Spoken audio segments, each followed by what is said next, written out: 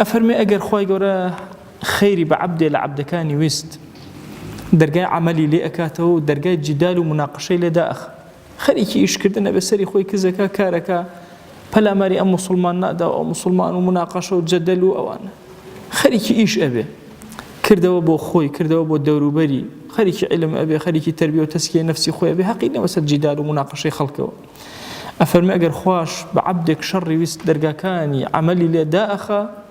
درجة جدالي لأكاته وتحر خليكي مناقشة وهيك شي ديالني عمري هموي سرفك لبلاش أفرمي توكل بخوا جل جلاله بستا توكلك أوها حتى وكو همو شكوى همو هاوارك تنهاب ولا يخواب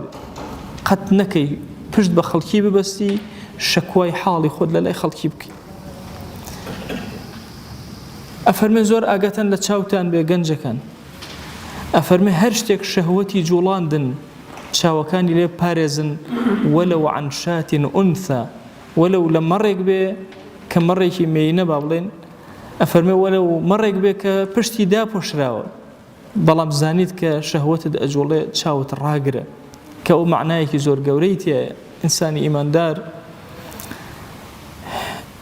لحرام كان أبي زور شاوكاني ببارزي أجد شاوكان نبارة شاوكان بريدة كاتي رب العالمين لقرآن باسي زناءك أفرمي ولا تقربوا الزنا نفرمي الزنا مكان نفرمي النزيق مكان ولا الزنا يكي لوش تانيك يكمن هنقاوي النزيق بنا ولا الزنا تشاو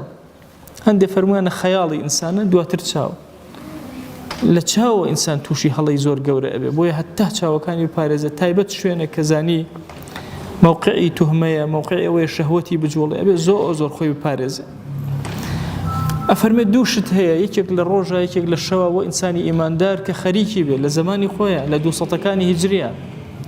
أفرمي يكميان للشوا قيام الليل نور للمؤمن يوم القيامة يسعى بين أيديه